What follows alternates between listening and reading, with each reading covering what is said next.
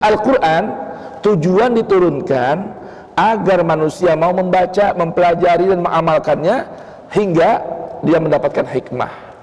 Nah, kalau orang mendapatkan hikmah, kata Allah Ta'ala dalam Quran surat Al-Baqarah, wa man yu'tal hikmata faqad utiya khairan katsira. Orang kalau mendapatkan hikmah berarti mendapatkan kebaikan yang sangat banyak.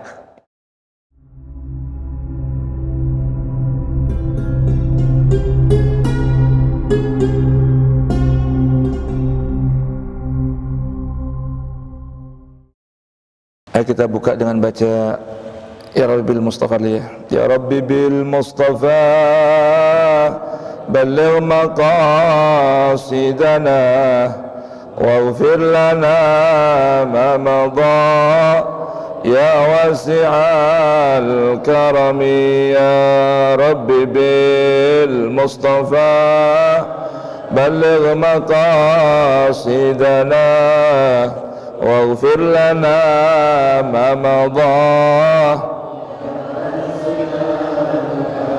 Muhammadun ashraful a'rabi wal ajami, Muhammadun khairu man yamshi ala qadami. Ya Rabbi bil Mustafa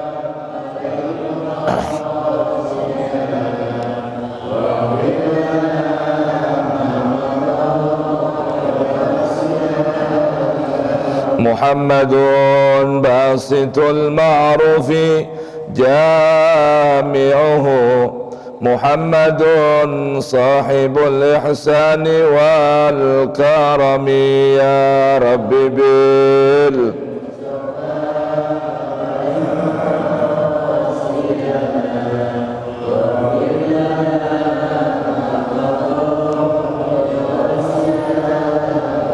Muhammadun safwatul bari wa khiratuhu, Muhammadun tahirun min sairi tuhami. Ya Rabbi bil Mustafa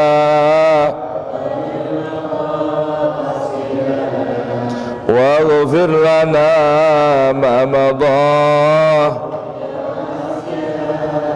Muhammadun dhahikun lidhaifi mukrimuhu, Muhammadun jaruhu wallahi lam yudhami. Ya Rabbi bil Mustafa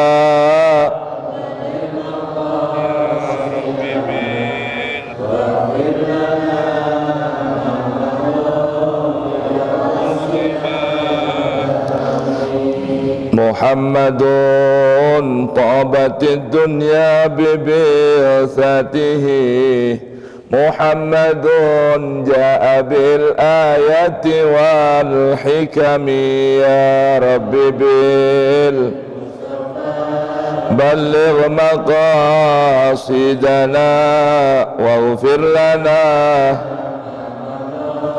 ya wasi'al. Ya Rabbi bil Mustafa balligh maqasidana waghfir lana ma madha ya wasi'al karami. Ya Rabbi bil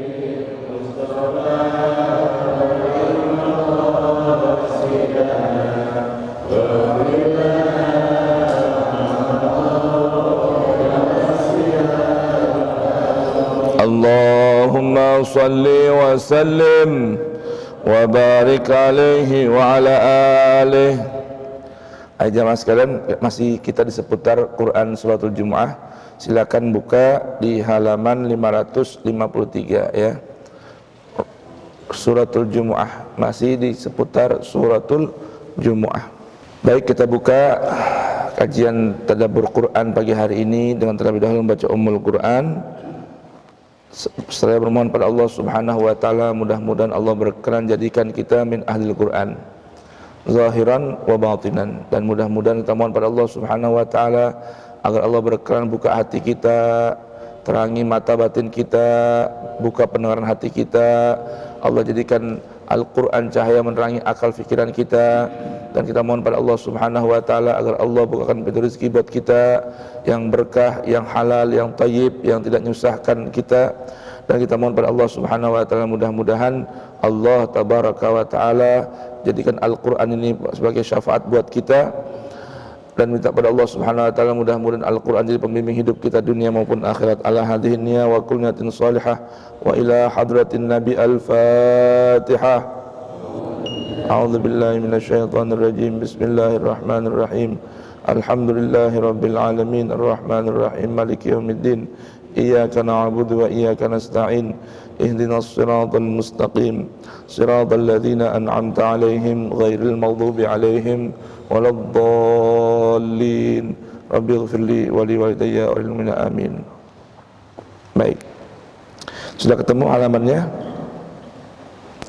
Kita masuk pada ayat 3 dan 4 serta 5 ya. Namun kita baca dari mulai ayat 2 saja supaya masih tetap nyambung ya. A'udzu billahi as-sami'il 'alim minasy syaithanir rajim. Bismillahirrahmanirrahim. Huwallazi ba'atsa fil ummiyina rasulan minhum yatlu 'alaihim ayatihi wa yuzakkihim wa yu'allimuhumul kitaba wal hikmah wa in kanu min qablu lafi dhalalin mubin wa akharina minhum lamma yalhaqu bihim wa huwal azizul hakim.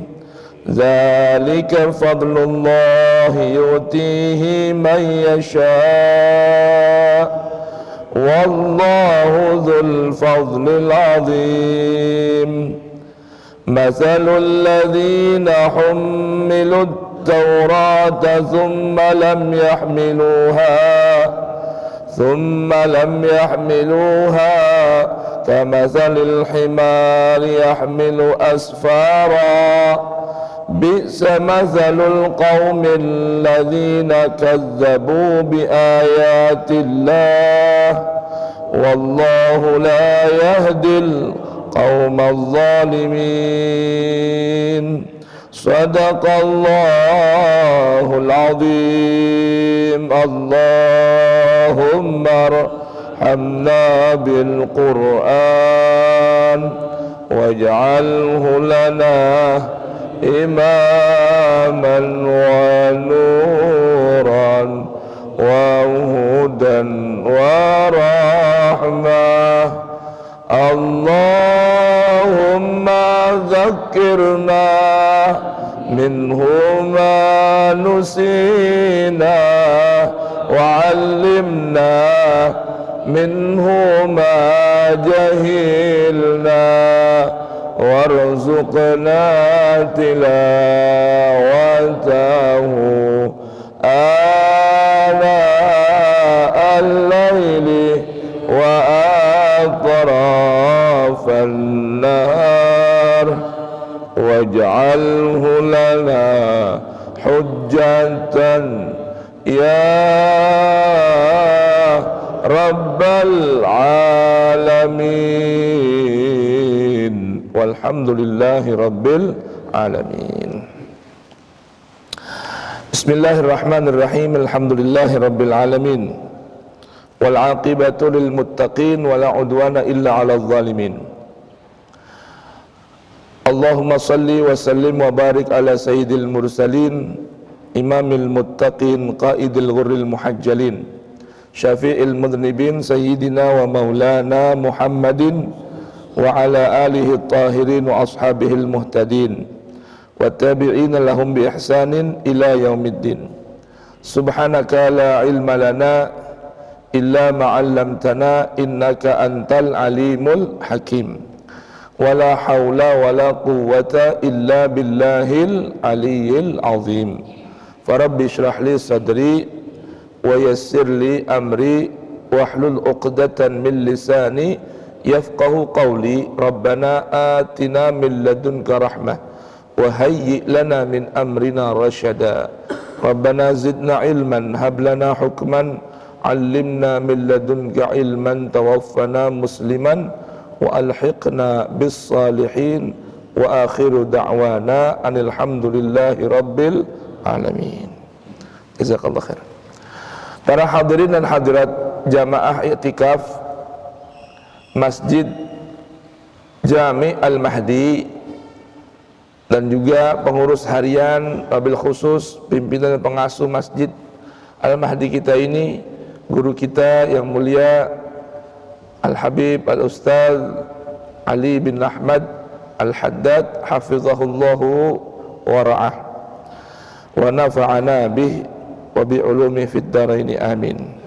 Masih di seputar renungan Al-Quran suratul Jumu'ah, yang mana Allah tabaraka wa ta'ala memberitahukan tentang anugerah terbesar yang Allah anugerahkan kepada kita orang-orang beriman, yaitu dengan diutusnya, diangkatnya, dijadikannya oleh Allah seorang pemuda yang bernama Sayyiduna Muhammad bin Abdullah sebagai duta Allah, penyampai risalah Allah. Ini anugerah yang terbesar.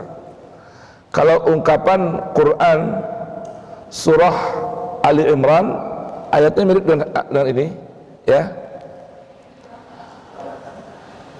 Walaqad mannallahu 'alal mu'minina idz ba'atsa fihim rasulan min anfusihim yatlu 'alaihim ayatihi wa yuzakkihim wa yu'allimuhumul kitaba wal hikmah. Laqad mannallahu 'alal mu'minin. Allah berikan sebuah anugerah yang tidak lagi bisa dibalas anugerahnya ini. Arti apa? Arti minnah. Minnah itu apa sih? Jasa yang tidak ternilai, anugerah yang tidak ternilai dan tidak bisa tergantikan, itu namanya minnah, ya. Walaqad mannallahu 'alal mu'minin idz ba'atsa fihim rasulan. Allah anugerahkan kita seorang rasul, yang rasul ini peran dan tugasnya ada 3, yaitu yatlu 'alaihim ayatihi, yang kedua wa yuzakkihim, yang ketiga wa yu'allimuhumul kitaba wal hikmah. Di pertemuan yang lalu sudah kita renungkan beberapa ayat suci Al-Quran di seputar kata tilawah. Nah, sekarang tugas yang kedua, peran dari seorang Rasul Allah, duta Allah, Nabi kita Muhammad sallallahu alaihi wasallam wa baraka alaih, adalah wa yuzakkihim,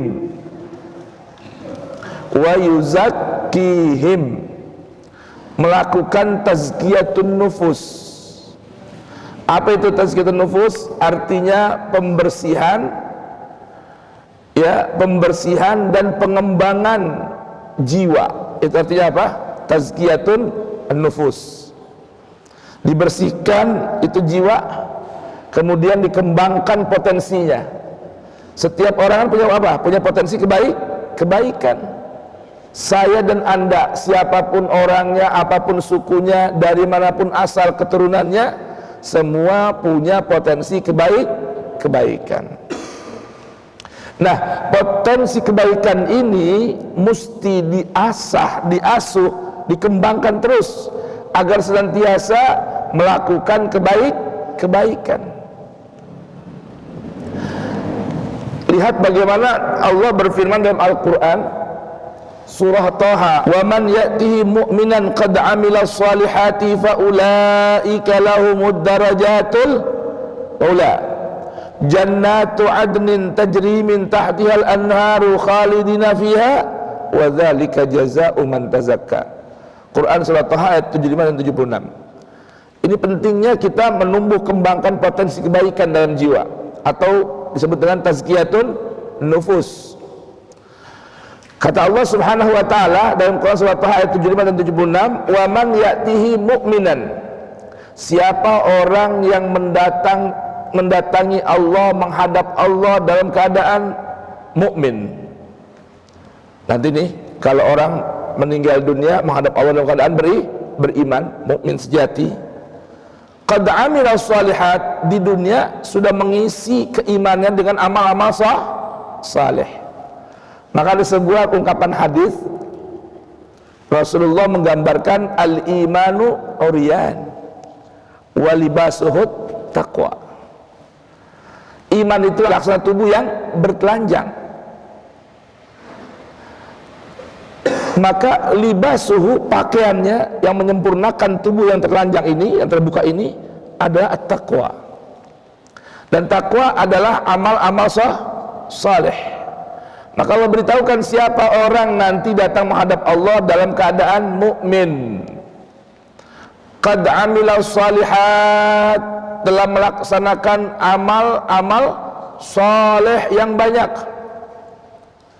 faulaika lahumud darajatul ula, maka mereka, kata Allah Ta'ala, bahagiannya nanti adalah derajat-derajat yang begitu luhur. Apa bentuknya?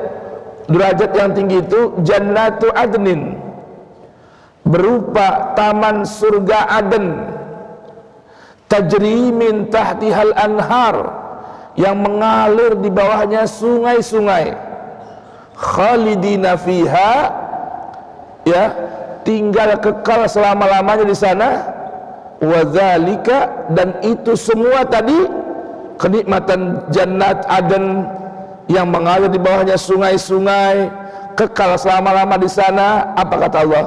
Jazaa'u man tazakka, balasan yang Allah berikan buat orang yang mau melakukan tazkiyatun nufus, membersihkan jiwa dan mengembangkan potensi kebaikan dalam jiwa. Itu lihat. Maka Allah tadi katakan dalam surat Jumat tadi apa? Wa yuzakkihim, Rasul ini punya peran apa? Melakukan apa? Tazkiyah. Melakukan tazkiyah, yaitu membersihkan jiwa-jiwa manusia. Dengan apa? Ini yang perlu kita pahami. Dengan apa? Dengan menyampaikan tilawatul Quran. Tadi kan peran yang pertama apa? Yatlu alaihim ayatihi. Yang kedua, wa yuzakkihim. Yang ketiga, wa yu'allimuhum alkitaba wal hikmah. Jadi peran yang pertama tilawah, yang kedua tazkiyah, yang ketiga ta'limul kitab dan hikmah. Jamaah, nanti kalau sempat, dan usahakan sempetin di dalam Al-Quran ini kata tazkiyah, zakka, yuzakki, tazkiyah, tazakka, itu subhanallah dalam Al-Quran terulang 17 kali. Jadi sebanyak apa? Sebanyak bilangan salat 17 kali. Maka kata para ahli Quran, di antara metode untuk melakukan tazkiyatun nufus, menjaga salat 5 waktu. Apalagi kalau salat 5 waktu ini dilengkapi dengan qobliyah dan ba'diyah. Ditambah lagi kekurangannya. Jadi lihat coba, Allah kepengen banget ini, ya, Allah ini kepengen banget umatnya ini, hambanya ini selalu bersih jiwanya. Karena kullu mauludin yuladu alal fitrah. Setiap yang terlahir ini terlahir dalam keadaan bersih, suci, bertauhid kepada Allah. Dan Allah kepengen orang nanti kembali menghadap Allah dalam keadaan bersih dan suci sebagaimana sedia kala waktu lahirkan ke dunia, bersih dan suci. Jadi kata-kata tazkiyah itu dalam Al-Quran terulang 17 kali. Uniknya lagi, ini kan kata tazkiyah diambil dari kata apa? Zakat. Ya, zakat kan? Zakat. Kata zakah dalam Al-Quran itu terulang 30 kali. 30 kali. Sehari 17 tazkiyah, sebulan 30 kali zakah. Maka jangan heran, ada para ulama mengatakan, lihatlah, setiap ada perintah sholat, ya, selalu digandeng dengan zakat. Maka kalau sholat sehari 5 kali, berzakat, tanda kutip, berzakat juga 5 kali sehari, 5 waktu sehari. Itu. Jadi habis kita sholat, kita berzakat. Jamaah, zakat jangan hanya berbagi kebaikan atau mensucikan diri. Dengan berzakat itu bukan hanya mesti harus dengan finansial. Kalau ada, cakep, ya. Jadi habis sholat taruh uang sedekah, ya. Habis sholat masukin kotak amal, habis sholat bantu orang. Kalau nggak bisa, dengan senyum. Kan Nabi katakan, ya, senyum di wajah itu bagian dari sedekah. Imatatul adza, di jalan tuh ada temu kulit pisang, ada botol, ngelihat botol nggak terbuang tempat sampah, pungut, taruh tempat sampah, sodakoh juga. Sodakoh juga bagian dari zakat. Infak juga berbagi tenaga, pikiran, bagian dari zakat. Ini zakat Islam. Jadi Allah kepengen sehari 5 waktu hubungan harmoni dengan Allah berjalan, dengan sesama manusia juga berjalan. Itu lihat indahnya zakat dan tazkiyatun nufus. Tadi kita baca Quran surah apa tuh, Asy-Syamsi. Di situ Allah katakan qad aflaha man tazakka wa dzakara isma rabbih fasalla. Ya, qad aflaha man zakkaha wa qad khaba man dassaha. Beruntung kalau orang senantiasa melakukan tazkiyatun nufus. Bersihin jiwanya. Kalau jiwa bersih, potensi kebaikan akan muncul. Kalau jiwa kotor, potensi kebaikan akan tertutup. Contohnya begini, Pak. Mesin deh, contoh mesin. Kalau dalamnya banyak kotoran, potensi tenaganya bisa full nggak? Nggak bisa. Ampli suara. Kalau ampli banyak debunya, kira-kira suaranya bisa bersih gini nggak? Enggak, berebet suaranya, kresek-kresek, ya. Sama, diri kita juga begitu. Kalau kita nggak bersihin selalu setiap hari, nggak kita lakukan tazkiyatun nufus dalam kehidupan sehari-hari, akhirnya kotor. Kalau kotor, yang keluar dari mulut bersih apa kotor? Yang keluar dari perbuatan bersih apa kotor? Selalu kotoran yang keluar, bukan hal-hal yang bersih. Nah, tadi tujuan dari Allah mengutus Nabi kita Muhammad, pertama menyampaikan risalah Allah. Dengan melakukan tilawah, otomatis terdapat tazkiyah, ya, otomatis terdapat apa? Tazkiyah an-nufus. Lihat pertama kali itu Quran, tilawah tuh, tilawah. Yang kedua tazkiyah. Yang ketiga, wa yu'allimuhum al-kitaba wal hikmah. Wa yu'allimuhum al-kitaba wal hikmah. Mengajarkan orang-orang al-kitab, yaitu kitabullah, Al-Quran, wal hikmah, dan mengajarkan hikmah. Jamaah, lihat ini, kita punya hati ini tempat maudhi'u nadharil haq. Al-qalbu maudhi'u nadharil haq. Disebutkan bahwa hati ini tempatnya Allah memandang manusia. Bahkan dalam ungkapan riwayat hadis disebutkan, innallaha la yanzuru ila suwarikum. Allah enggak lihat bentuk-bentuk rupa kita. Bahkan Allah tidak lihat apa? Ajsamikum, enggak lihat fisikal kita. Walakin yanzuru ila qulubikum allati fi sudurikum. Allah akan selalu melihat kita. Allah memandang kita di mana? Hati yang tersembunyi di belakang dada kita. Kalau hatinya bersih, Allah mau pandang. Hatinya bersih, Allah mau perhatikan. Nah, maka dari itu, ketika Allah urutkan perannya Rasul Yang pertama adalah tilawah ayat-ayat Allah. Yang kedua tazkiyah an-nufus, nufusul ibad. Yang ketiga ta'limul kitab wal hikmah. Baru Allah perintahkan ajarkan kepada umat Alkitab dan hikmah. Apa rahasia jamaah sekalian? Kalau hatinya udah bersih, nerima ilmu gampang. Kalau hatinya bersih, ilmu nempel. Coba lihat Quran surah Al-Waqiah. Di penghujung-ujung Quran surah Al-Waqiah, di situ ada firman Allah Subhanahu wa taala, "Innahu laqur'anun karim fi kitabim maknun la yamassuhu illa mutahharun tanzilun mir rabbil alamin innahu laqur'anun karim."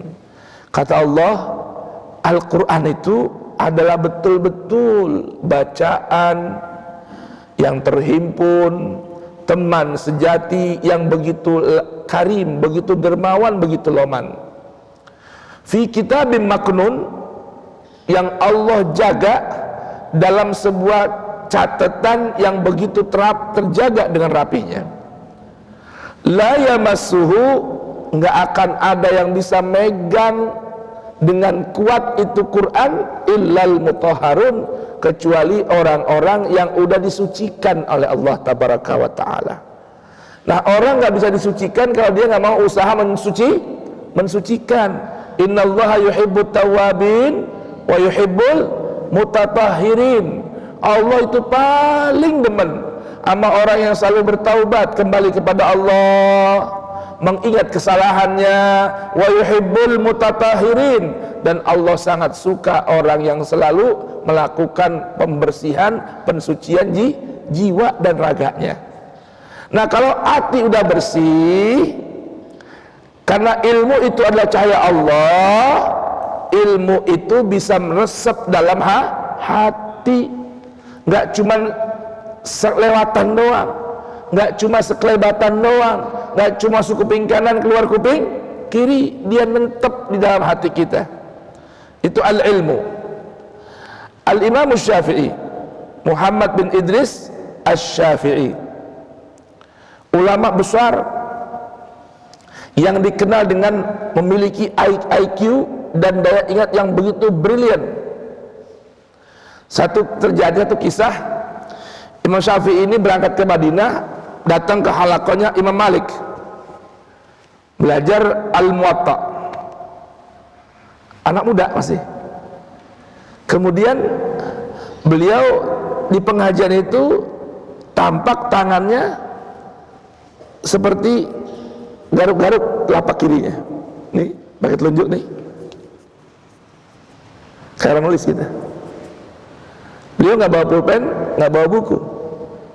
Lalu gurunya nih Imam Malik nanya, "Hai anak muda, saya perhatikan kamu kok seperti melakukan abas." Apa itu abas? Hal yang gak ada guna. Iseng. Ngapain tangannya gini-giniin? Kata beliau, "Wahai Imam, saya sedang mencatat apa yang kau bacakan dan sampaikan." Ajib. Coba jangan. Mencatat itu ananda dengan pena dan buku. Ya, saya nggak bawa pena dan buku, jadi saya catat tangan saya.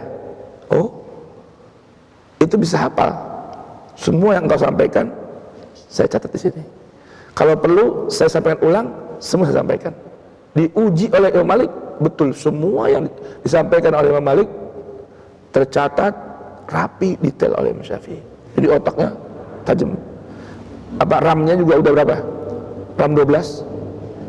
Memorinya udah lebih 1 tera. Ya kan? Kalau di handphone gitu. Lihat coba.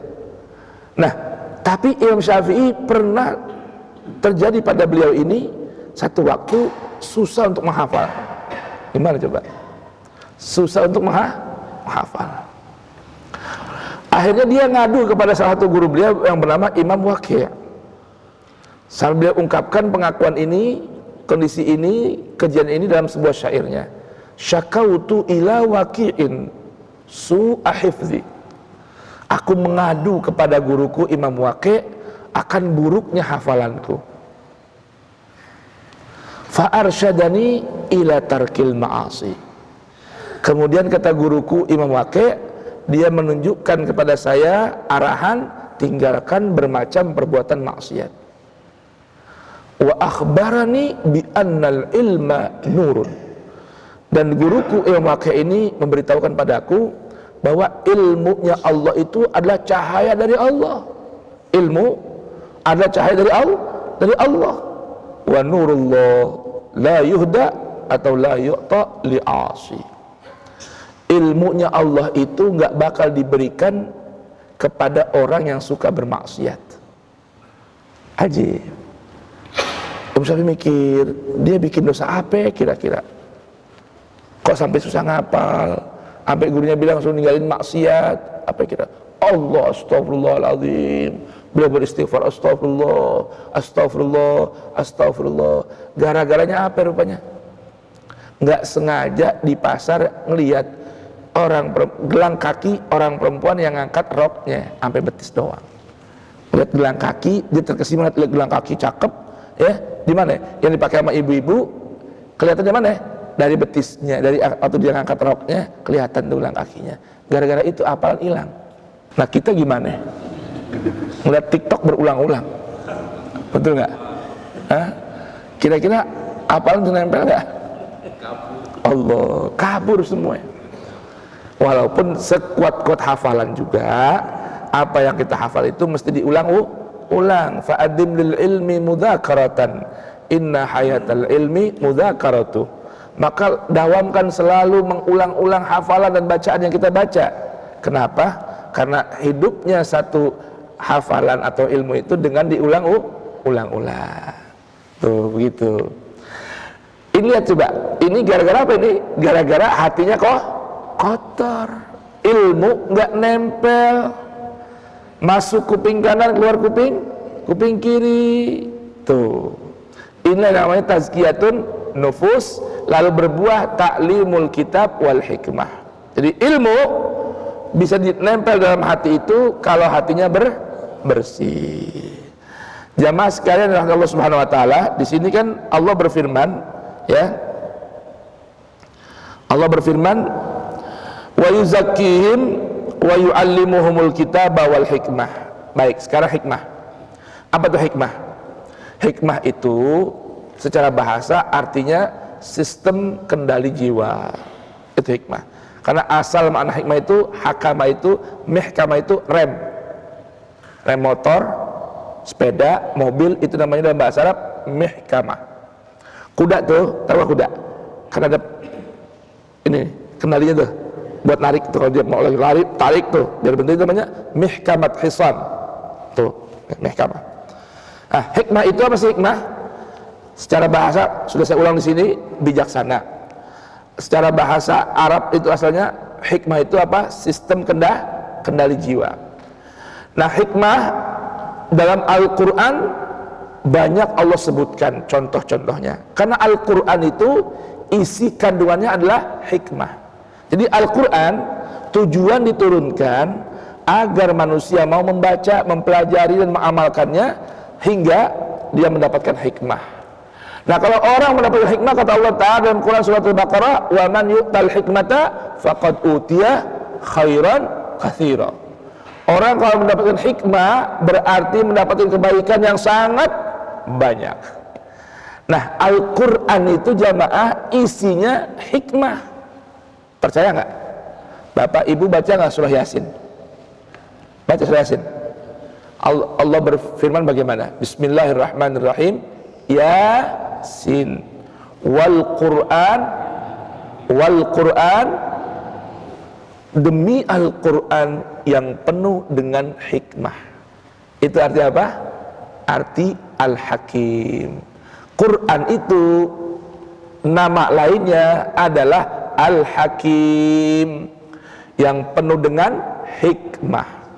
Kalau kita nggak punya hikmah, Masya Allah, nafsu aja nih, nafsu yang ada dalam diri kita ini punya karakter dasar ammaratun bisu. Senengnya ngajak yang jelek-jelek. Ini nafsu nih. Nafsu nih senengnya ngajak yang jelek-jelek.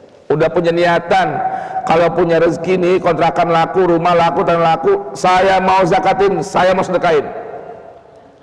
Dah, mulai dah nafsu gue bisik-bisikin. Sayang, mending disimpan, ditabung. Nafsu nih bisikin nih.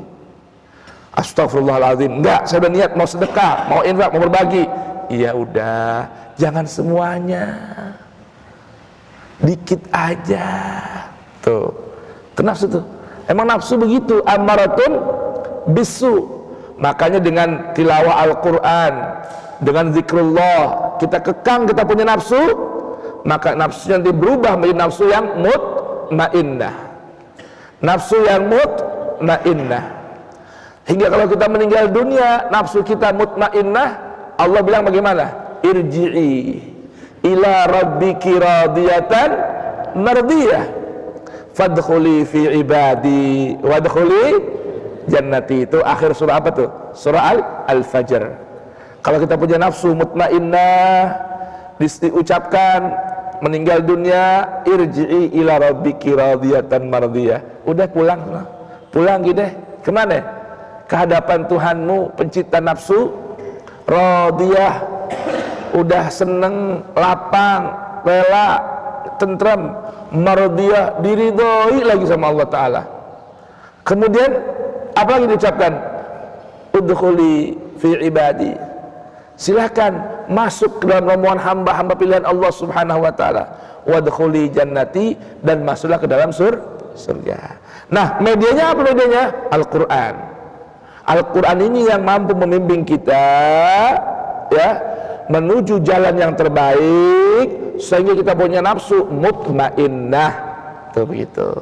Baik, jamaah sekalian yang dirahmati Allah Subhanahu wa Ta'ala, salah satu contoh sehingga saya pernah disampaikan di sini di masjid kita tentang contoh-contoh hikmah. Ada satu surah dalam Quran yang bernama Suratul Isra.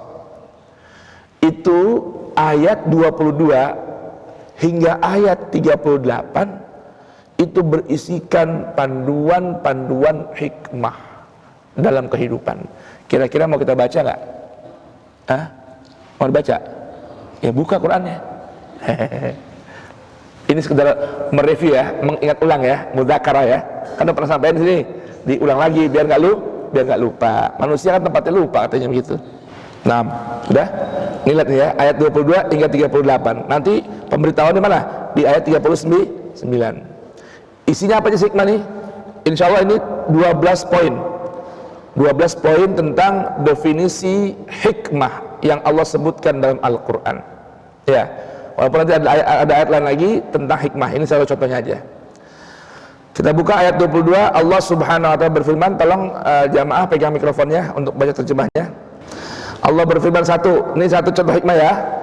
Yang satu, la taj'al ma'allahi ilahan akhar fataq'uda mazmuman makhdhula. Dibaca.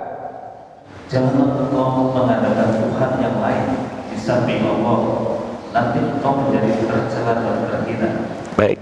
Jadi hikmah yang pertama, contoh hikmah yang pertama, pesan dari Allah Ta'ala, jangan pernah mengangkat, menjadikan ada Tuhan lain selain Allah, atau Tuhan lain bersama Allah.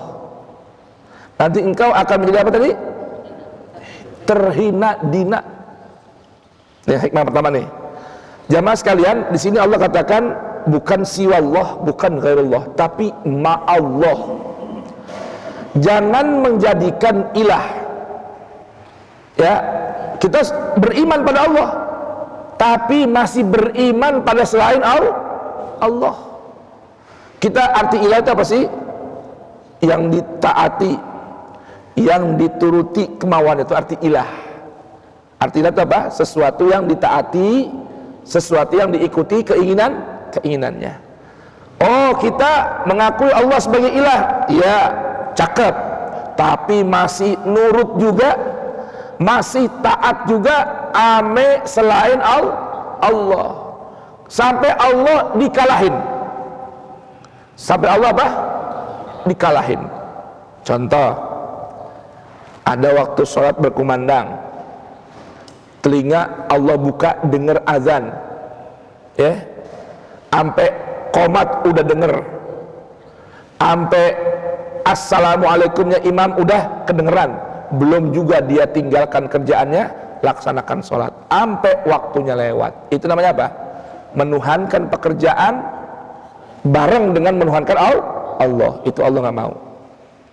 Jadi orang kalau Allah berikan hikmah, dia mampu untuk hanya menjadikan Allah sebagai ilah, yang lain tidak. Betul nggak jemaah? Ya, demi cuan, semua ditinggalin, semua dilupain, Allah dilupain juga. Apalagi cari proyek, cari tender, cari bisnis, ungkapannya jangan yang halal, yang haram aja susah, udah ada yang ada embat aja dulu. Dia lupa sama Allah, Allah yang memberikan dia hidup, Allah yang memberikan dia rizki, dia lupain. Itu namanya apa? Ja'lul ilah ma'allah, ya, masih wallah ilahan ma'allah. Itu yang pertama. Yang kedua, wa qada rabbuka alla ta'budu illa iyyahu wa bil walidaini ihsana. Ayo coba. Dan Allah telah memerintahkan agar kamu jangan menyembah selain Dia, dan hendaklah berbuat baik kepada ibu bapa. Baik, 2 dan 3 hikmah yang Allah sebutkan di ayat ini adalah: pertama, Allah memberitahukan sebuah ketetapan, jangan pernah mengabdi, menghambakan diri, menghambakan jiwa dan raga dengan totalitas kecuali hanya kepada Allah. Ya. Yang kedua, ketetapan Allah yang menjadi hikmah adalah terhadap kedua orang tua berlaku ihsan. Jamaah, apa itu ihsan? Apa itu ihsan? Hasan itu baik, ihsan itu menyempurnakan kebaikan. Ya, kalau bahasa orang apa namanya sebelah Cibubur itu namanya perfect. Perfect apa perfect? Perfect dalam segala sesuatu. Nah, ini berlaku perfect terhadap kedua orang tua. Ihsan itu jamaah, ihsan itu artinya membalas keburukan dengan kebaikan. Itu ihsan. Kalau nggak balas, itu hasan. Ada orang sama kita berbuat nyakiti kita, kita nggak balas, kita diam aja, itu namanya apa? Hasan. Amalul hasan, amal yang bagus. Kalau ihsan, orang nyakitin kita, kita balas, cuma balasnya dengan kebaikan. Bisa nggak kira-kira mah? Ringan apa ringan? Mudah apa mudah? Saya nggak bilang mudah apa berat. Mudah apa mudah? Kenapa saya bilang mudah apa mudah? Ringan apa ringan? Pilihannya supaya jadi sugesti. Kalau saya bilang mudah apa berat? Berat, jadi berat beneran. Ya, paham gak jemaah? Ya. Jadi ada orang melakukan keburukan sama kita, ya, ketemu kita nyakitin mulutnya, ketemu kita nyakitin perbuatannya, kita diam aja, itu namanya hasanun. Cakep. Ya. Membalasnya dengan kebaikan, itu namanya ihsan. Bisa ya, jemaah? Bisa kan, ibu-ibu? Bisa ya? Ibu-ibu suka sakitin sama laki? Suka nggak? Tuh ibu-ibu tuh Pak, kita sakitin, kita omelin, dibikin kopi, cuma gula dikurangin dikit, tapi itu yang baik loh. Ya kan? Minum kopi bagus Pak, kalau perlu jangan pakai gula, kalau pakai gula dikit aja. Tuh. Kita bikin kesel, dimasakin, Tuh, ngaku kan ibu-ibu. Itu ibu-ibu tuh namanya berlaku ihsan.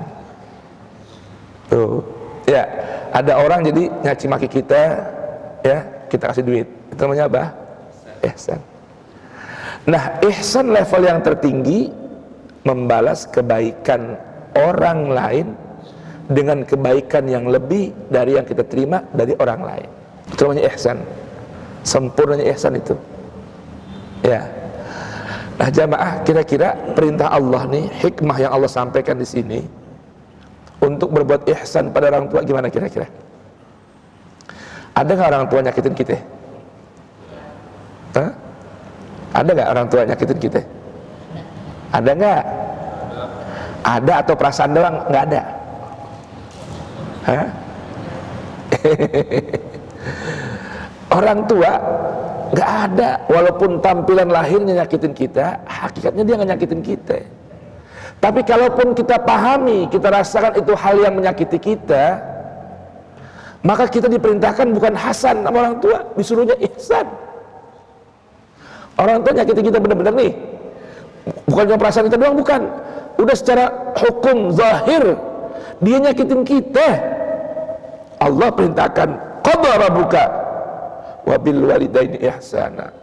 Balasnya bukan dengan hasan, tapi dengan ihsan. Kalau orang tua bikin nyakitin hati kita, bikin kesel kita, bawain beras, kirimin duit, cium tangannya, itu namanya ihsan sama orang tua. Lalu bagaimana kalau orang tua selalu memberikan kebaikan buat kita? Allah, gimana balasnya? Nah, kalau kita nggak mampu membalasnya dengan hal yang sama, mukafa'ah namanya, nggak dapat melakukan mukafa'ah, maka minimal kita doain orang tua selalu, ya, selalu. Tuh, ya. Kalau orang tua doain buat anak, ihsan bagaimana caranya? Doanya Nabi Ibrahim. Itu contoh orang tua yang sangat ihsan kepada anak cucu. Nabi Ibrahim. Apa itu? Pak, jangan sampai tinggal ya doa Nabi Ibrahim kita baca dalam sholat, di luar sholat, diulang-ulang buat anak cucu kita. Doa yang mana? Minimal baca doa yang terdapat dalam Quran surah Al-Baqarah 127 hingga 129. Itu dibaca ulang-ulang. Apa doanya? Rabbana taqabbal minna innaka antas samiul alim. Rabbana waj'alna muslimaini. Di luar Quran kita baca, boleh baca Rabbana waj'alna muslimina. Ya, wa min dzurriyyatina ummatan muslimah. Wa arina manasikana wa tub alaina innaka antat tawwabur rahim. Rabbana wab'ats fihim rasulan minhum yatlu alaihim ayatika wa yu'allimuhumul kitaba wal hikmah wa yuzakkihim innaka antal azizul hakim. Itu yang pertama. Yang kedua, doa Nabi Ibrahim juga, Rabbi ja'alni muqimas salati wa min dzurriyyati rabbana wa taqabbal du'a. Itu cara ihsan orang tua terhadap anak dan cucu. Dibaca ya, terus ulang-ulang doa itu. Ya, baik. Itu namanya wabil walidaini ihsana. Itu yang kedua ya. Yang ketiga ya. Jadi apa tadi pertama? Ya, la taj'al ma'allah ilahan akhar. Yang kedua, wa qadara rabbuka alla ta'budu illa iyyah. Yang ketiga, wabil walidaini ihsana.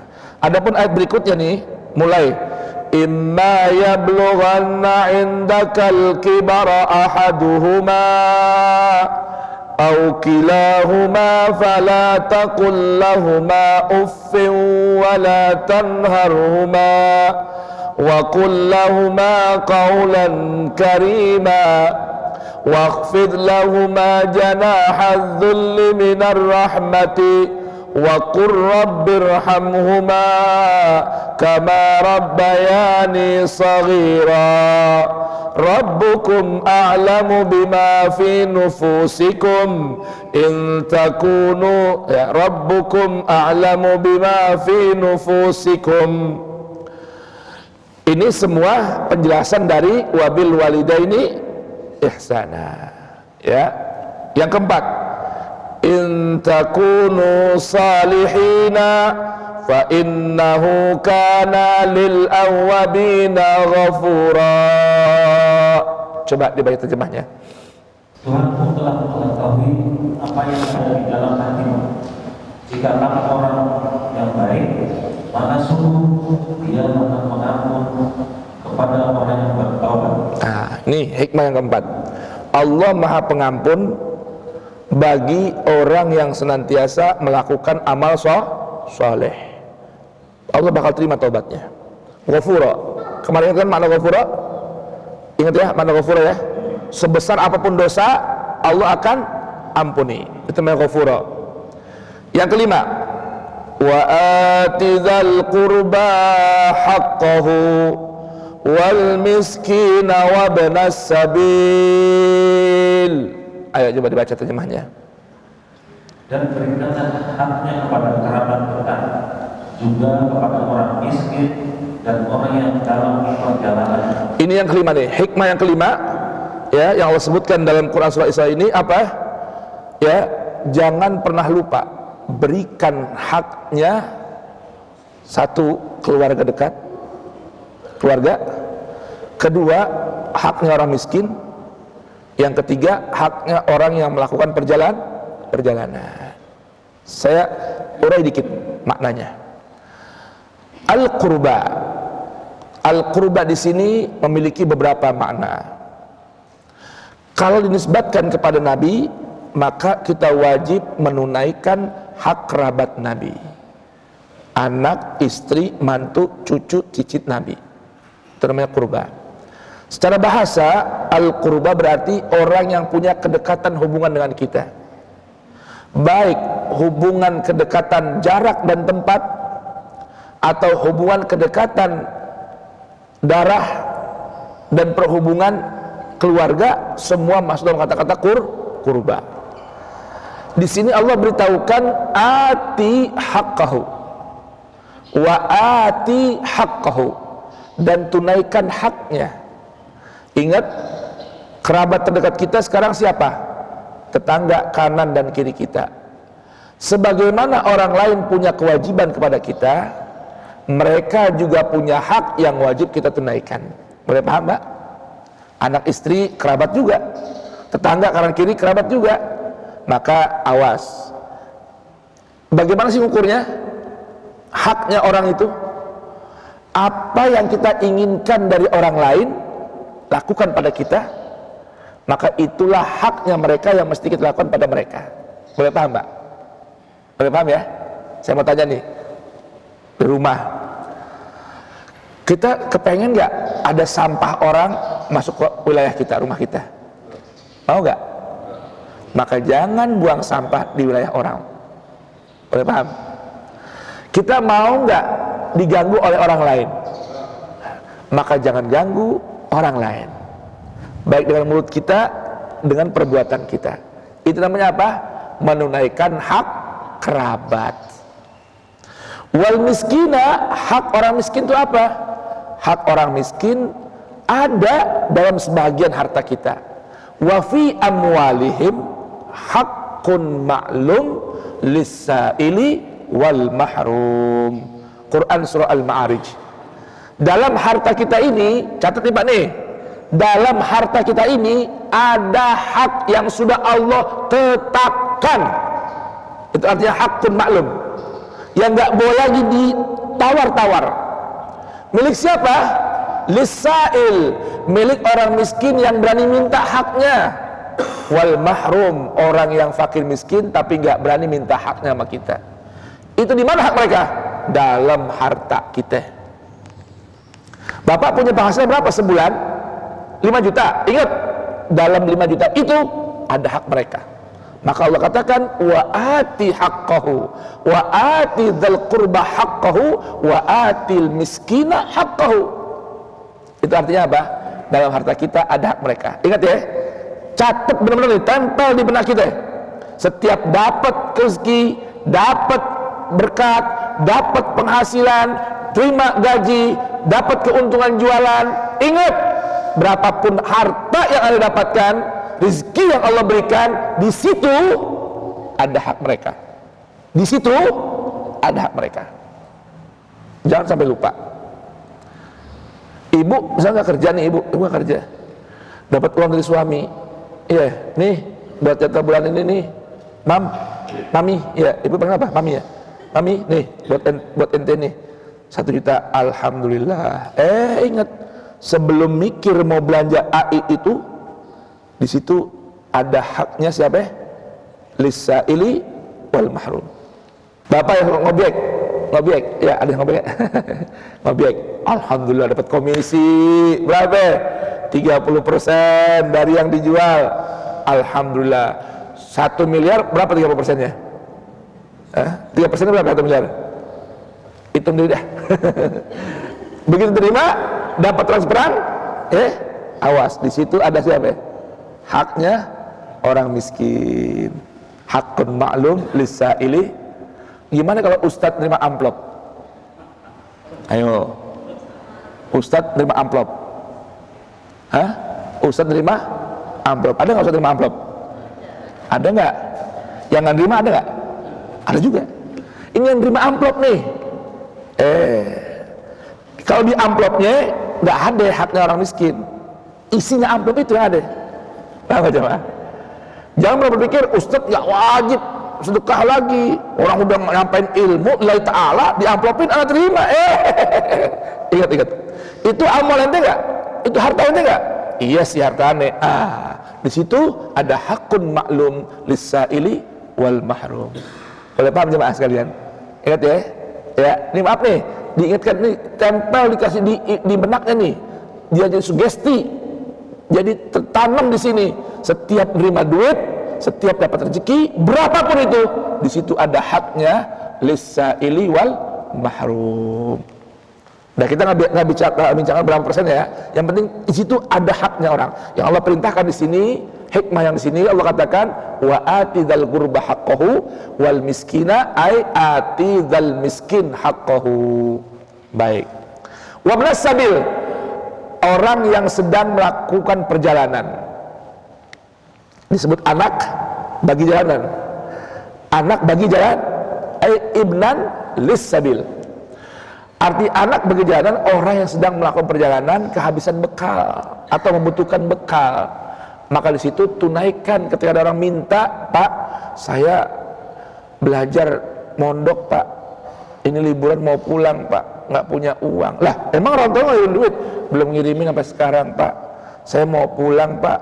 Boleh nggak saya minta hak saya? Oh, boleh. Bayarin. Itu bukan minta-minta. Bukan, itu hak dia. Haknya Ibnu Sabil. Orang yang sedang melakukan perjalanan, belum nyampe kampungnya, kehabisan bekal, duitnya hilang, kecopetan, jatuh, yang lain sebagainya, dia punya hak minta kepada orang beriman. Haknya dia buat sampai ke rumah. Boleh paham, Pak ya? Ya, terlepas dari tidak bermewah-mewah atau yang lainnya. Paham ya? Itu Ibnu Sabil. Baik. Yang keenam, wala tubadzir tabdzira. Innal mubazzirina kanu ikhwanas syayatin wa kana syaitanu lirabbihi kafura. Ayo coba dibaca. Dan janganlah kamu menghambur-hamburkan harta secara boros. Sesungguhnya orang-orang yang boros itu adalah saudara setan. Ya Allah, na'udzubillah. Itu sangat tinggal kepada Tuhan. Masya Allah. Nih, yang keenam nih. Yang keenam nih, dari hikmah yang Allah sampaikan dalam Al-Isra ini. Lihat coba. Apa kata Allah? Jangan sekali-kali berlaku tabdzir. Apa itu tabdzir? Menghambur-hamburkan harta. Ya, secara boros. Jamaah sekalian, ada kata israf. Kan Allah bilang kulu washrabu wala tusrifu innahu la yuhibbul musrifin. Makan dan minumlah kalian, jangan boros, jangan berlebihan. Ya, kenapa? Allah nggak suka orang-orang yang berlaku israf. Jamaah, apa bedanya sih antara tabdzir dengan israf? Gini, saya kasih contoh nih. Tabdzir itu kalau Anda lagi datang di resepsi pernikahan contohnya ya, simpelnya nih biar gampang aja mudahnya nih. Ya, itu resepsi pernikahan tuh. Semua yang nggak di rumah ada di situ. betul nggak? Ada apa biasanya? Minimal nih, semurah-murahnya pesta, ada apa coba? Hah? Ada apa? Sop kimlo, betul nggak? Ayam goreng, ini yang wajib dulu nih, yang belum yang digubuk-gubukan ini. Kemudian apa lagi? Rendang atau daging sapi yang diapain? Semur atau diapain itu namanya? Teriyaki. Ayam goreng. Ikan yang ditepungin itu apa namanya? Asam manis tuh yang tepungin. Ya, itu minimal tuh ya. Ya, pestanya orang-orang yang nggak begitu mewah nih. Apalagi ada bencok. Iya, atau kentang cabein. Betul nggak? Ya. Ini nih gambaran tabdzir dengan israf. Ini bedanya. Ini semua taruh di piring. Ya, saking polosnya nih. Bukan rakus, polos. Ya kan? Namanya diundang, dia nyenengin tuan rumah, nasi ambil. Kalau nasi dua macam nih, ada kebuli, ada nasi putih. Dua-duanya masukin piring. Setengah nasi putih, setengah nasi kebuli atau nasi samin. Taruh dagingnya, taruh ayamnya, taruh ikannya, taruh apa namanya? Taruh bencoknya, taruh apa namanya? Kentang cabeinnya. Terakhir tuang itu namanya kimlo, ya kan? Sop kimlo, taruh kerupuknya, taruh di piring, meja penuh tuh. Ya, ini contoh antara bedanya boros dengan israf. Kalau dimakan semua sampai habis, biasanya apa? Sendawa. Gitu ya. Belum somai, belum bakso nih, belum. Es doger belum lagi. Itu namanya israf. Habis semua bersih, habis. Itu piring tadi penuh gitu tuh, habis semua. Itu namanya israf. Allah nggak suka. Allah nggak suka itu. Walaupun habis bersih, Allah nggak suka. Kalau diambil semua, kenyangan dia. Akhirnya digeletakin lagi tuh, nggak dimakan. Itu namanya tabdzir. Boleh paham jemaah? Kalau tadi ada gunanya nggak tadi itu israf? Ada gunanya nggak? Ada, kenyang gitu ya. Cuma itu berlebihan. Cara makan begitu berlebihan. Kalau yang ini dibuang-buang tuh, cuman mata doang lapar, tahu nggak? Lapar mata namanya. Apa itu tuang, nggak dimakan. Itu namanya tabdzir. Nah, israf itu Allah kasih tahu, Allah nggak suka. Kalau tabdzir lebih dahsyat lagi. Allah beritahukan tabdzir itu saudara kembar setan. Orang yang suka berlaku boros itu saudara kembar setan. Maaf ya Pak, contohnya saya kasih, maaf ya. Jangan marah ya. Bener nih, marah nggak? Marah kan nih? Janji nih, saya kasih contoh lagi tabdzir nih, yang disebut dengan innal mubadzirin kanu ikhwana asyayatin. Maaf nih, jangan marah ya. Janji jangan marah ya. Jangan marah. Kalau menyakitkan, Bapak boleh buat ihsan sama saya. Kalau menyakitkan ucapannya. Itu namanya tabdzir. Bukan israf. Namanya apa? Ya itu dah. Ya, itu namanya apa? Tabdzir. Kenapa? Enggak bikin kenyang, enggak bikin hilang dahaga. Betul enggak? Ada enggak orang bikin kenyang? Ada enggak? Hah? Ya. Ada enggak orang sebungkus habis nih begini, kenyang enggak? Enggak. Aus hilang enggak? La yusminu wa la yughni min ju'. Itu namanya tabdzir. Tapi uangnya hilang nggak? Hilang uangnya? Kebakar dengan kita beli itu semua. Boleh paham jemaah? Boleh paham nih? Maaf ya, jangan marah ya. Ada nggak yang ini? Ada nggak jemaah? Nggak ada di sini, nggak ada insyaallah. Ya. Nah, ini hikmah nih. Jadi orang yang bisa nggak begini nih, itu gambarannya orang diberikan hikmah oleh Allah Taala. Iya, orang yang bisa nahan diri dari begini nih, itu termasuk orang yang mendapatkan hikmah. Wa man yu'tal hikmata faqad utiya khairan katsira. Dan 6 ya. Sekarang yang 7. Wa imma tu'ridanna 'anhum ibtigha'a rahmatin min rabbik tarjuha faqul lahum qawlan maysura. Coba dibaca. Dan jika engkau berpaling dari mereka dan untuk memperoleh rahmat dari Tuhan yang engkau harapkan, maka katakanlah kepada mereka ucapan yang lemah lembut. Baik, ini kaitannya dengan apa ini? Kaitan dengan tadi haknya orang miskin, kerabat ataupun ibnus sabil. Ini hikmah yang berikutnya. Kalau kita memang nggak mau berbagi sama orang, tadi itu belum bisa menunaikan haknya, siapa ya? Kerabat, orang miskin, ibnus sabil. Apa itu? Allah ajarkan hikmahnya nih. Faqul lahum qaulan maisura. Jangan wala tanhar. Ya, jangan dibentak. Datang mulu. Emang gotong juga perlu duit. Ya Allah bang, cing, mbak, saya kan lagi susah juga. Gue juga sama. Emang lu doang? Nah, itu nggak boleh. Kalau anda menginginkan rahmat Allah dalam urusan muamalah dengan kerabat, orang miskin dan ibnu sabil, tapi anda mau tinggalkan mereka, nggak mau memberikan haknya dulu, mungkin boleh jadi ada keperluan yang kita ingin prioritaskan untuk urusan kita, maka Allah bilang apa? Faqul lahum qaulan maisura. Ucapkan ucapan yang mudah, yang ringan.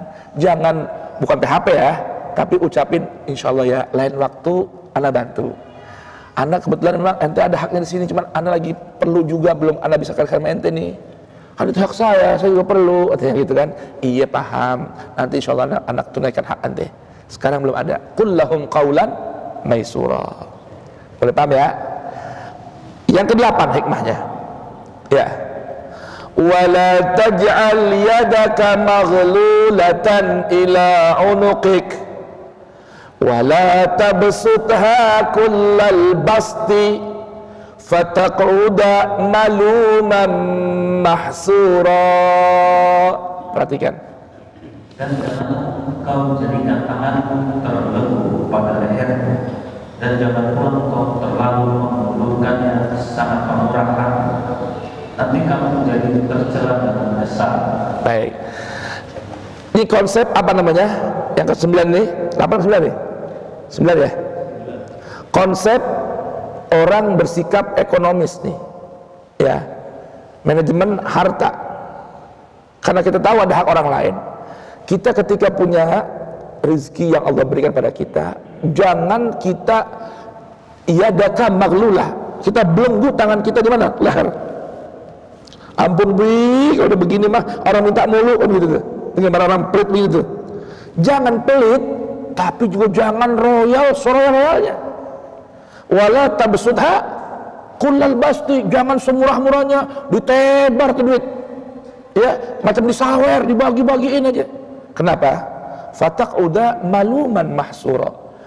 Ada saatnya, karena hidup ini berputar, ada saatnya juga kita di bawah. Belum tentu tadi kerabat, belum tentu orang miskin yang suka kita bantu, belum tentu ibnu sabil yang kita berikan haknya ingat sama kita. Akhirnya kita menyesal. Ya Allah, tahu gini gua nggak bagi tuh orang. Apa nih?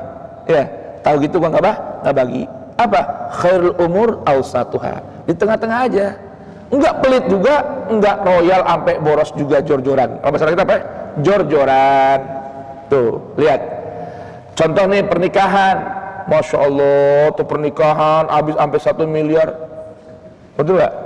Buat pernikahan habis 1 miliar. Coba renungin, tuh 1 miliar uang kira-kira kalau dibeliin rumah buat anak dapat gak? Cuma kita gak mau, orang tua mau jor-joran, biar orang kita hebat. Anak biar ngontrak kagak apa-apa, begitu katanya. Paham aja mah. Tapi juga jangan pelit-pelit amat kali, ya kan ya. Anak baru tumben nikahin nih, pertama misalnya, ya kan ya. Jamaah yang kasih tahu Al-Mahdi doang. Besok saya mau bikin walimah, datangnya ke rumah ya. Paham gak? Teman yang di luar, teman WA pengajian gak ada yang tahu. Nanti kemana bisa nikahin? Kok nggak undang-undang? Anak bikin kecil-kecilan aja, seukuran jamaah ini doang nih. Padahal judulnya mau pelit dia, paham gak? Diimit-imit duit. Bukan begitu, karena mengadakan resesi bagian dari sedekah. Cuma juga jangan sedekah ngarepin duit balik, ada begitu ya? Ya kan, modal nih hitung ya, modal, ya kan hitung-hitung nih seragam apa semua ya kak. Mudah-mudahan nih, ntar amplopnya balik modal. Setiap orang ngasih amplop tulis Habib Ali 500.000, ya kan dia, Habib Usman 1 juta, ya kan, Habib Fulan 500.000, ini 100.000. Akhirnya hitung-hitung. Ya Allah, nggak balik modal, nyesel dia bikin walimah. Siapa suruh itu begitu? Ya, namanya bikin sedekah, ya kan? khairul umur awsatuha. Ya, undang. Jangan sampai orang yang dekat sama kita punya hubungan gak diundang, gak tahu, nyesel nantinya, ya kan? Rasa sakit hati juga ada kan begitu ya. Ngapa sih tega amat kalau diundang? Gua nggak ngarepin makan buat lu, gua mau datang doain doang, kan begitu, ada gitu orang. Kasih tahu juga, tapi seukuran yang pertengahan aja. Enggak juga la taj'al yadaka maghlulatan ila unuqik wala tabsutha kullal basti. Baik, kenapa ini Allah berikan kajian tauhid di sini? Hikmah yang berikutnya ini nih, ya, kaitan dengan tadi ayat 29 ini, Allah beritahukan inna rabbaka yabsutur rizqa liman yasha'u wa yaqdir. Allah lah yang selalu menebar rizkinya semurah-murahnya bagi siapa yang orang Allah kehendaki. Begitupun wa yaqdir, Allah yang nakar juga. Jadi jangan kita boros banget, jangan juga pelit. Ya.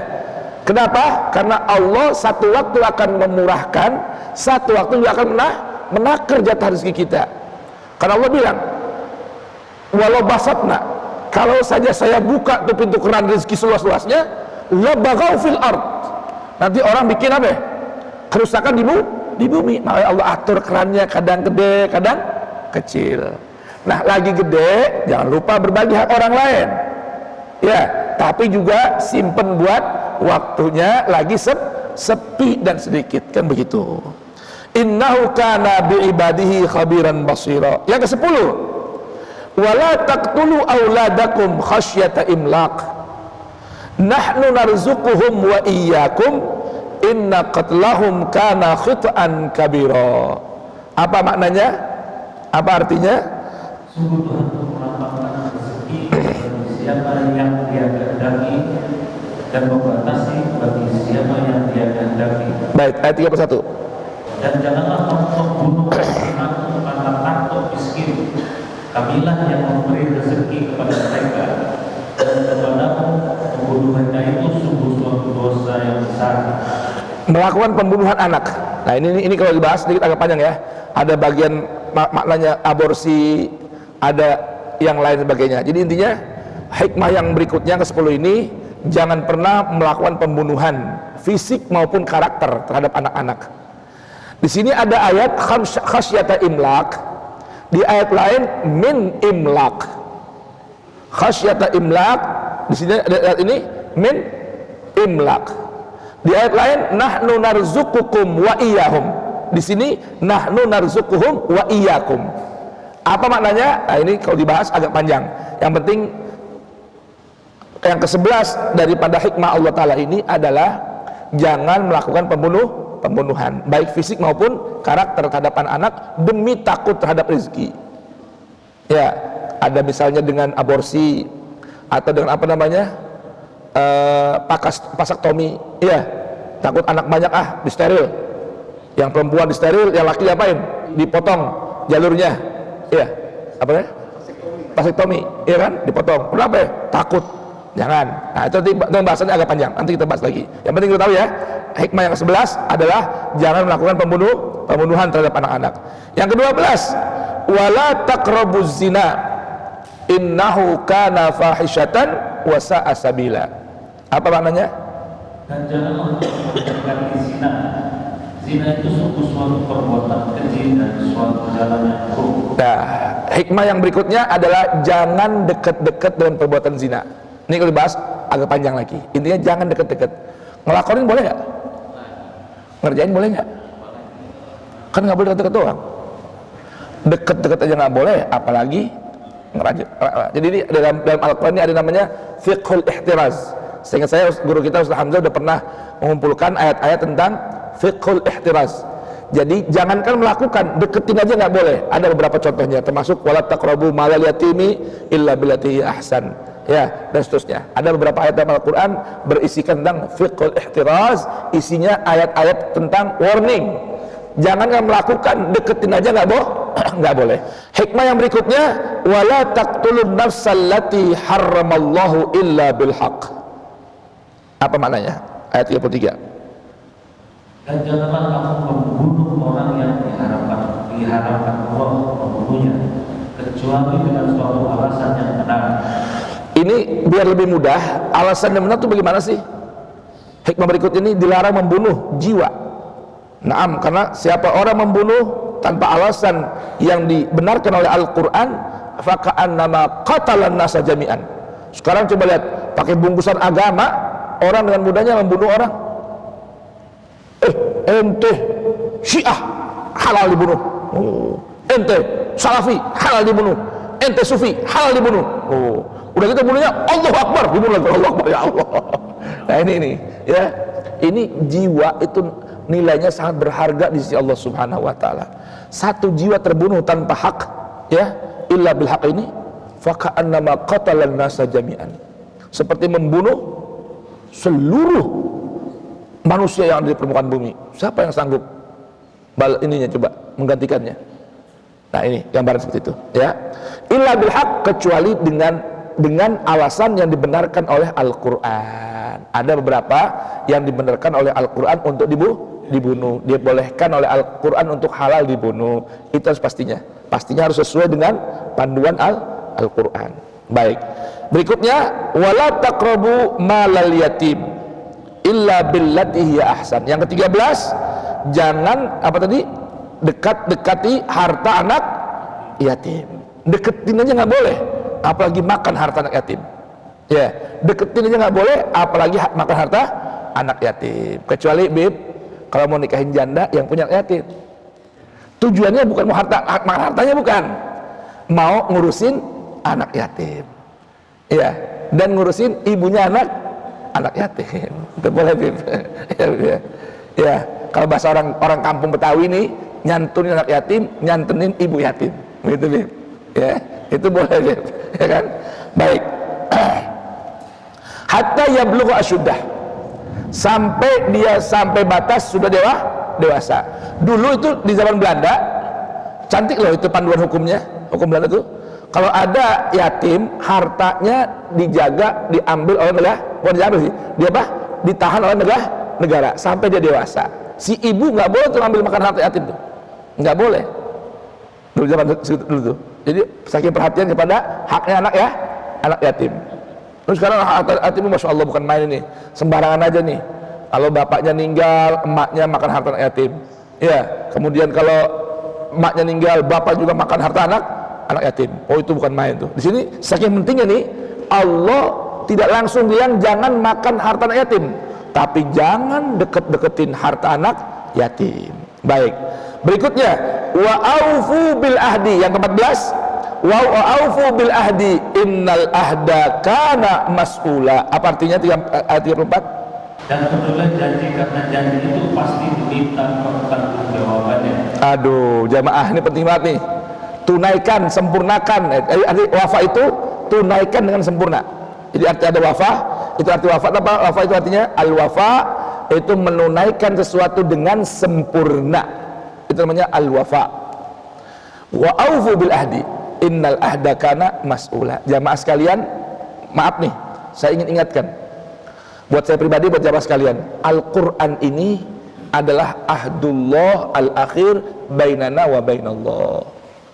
Al-Quran nih, Al-Quran 30 juzuk itu adalah perjanjian akhir antara kita dengan Allah.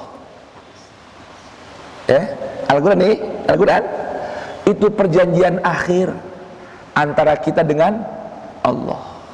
Allah perintahkan tunaikan janji. Pertanyaannya, emang kapan kita deal janjian Allah Ta'ala? Kapan coba? Kapan? Pertanyaannya, emang udah pernah bikin teken sama Allah Ta'ala? Teken perjanjian ini, aneh bakal nurut sama Al-Quran, emang udah pernah ada? Udah belum? Udah belum? Udah belum? Udah ya? Udah belum? Ayo sama tanya nih, Bapak, Ibu udah pernah belum bikin teken perjanjian sama Allah Ta'ala? Udah belum? Udah belum? Berapa kali?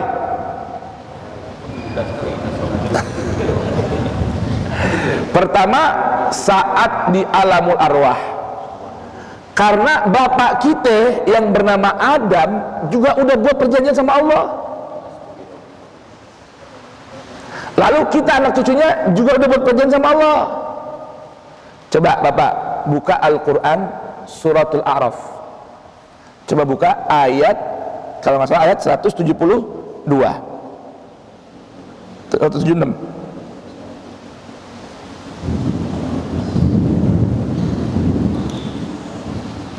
Ayat 172, benar ya? 172. Ini yang antara kita dengan Allah nih. Sebelumnya ada antara Adam dengan Allah. Ya, ayat 172, halamannya 173. Halamannya 173. Ini biar kita jelas semua nih. Udah ketemu? Ketemu ya? Baik, saya bacain. Bapak lihat terjemahnya ya. Nanti baca terjemahnya. Allah berfirman, "Wa idz akhadha rabbuka min bani adama min zuhurihim wa dzurriyyatahum wa ashhadahum ala anfusihim alastu bi rabbikum qalu bala syahidna an taqulu yawmal qiyamati inna kunna an hadza ghafilin." Coba deh. Dan ingatlah ketika Tuhan mengeluarkan dari suri. Ulang. Dan ingatlah. Ayo, dan ingatlah. Awas jangan lupa ya. Dan ingatlah. Ayo.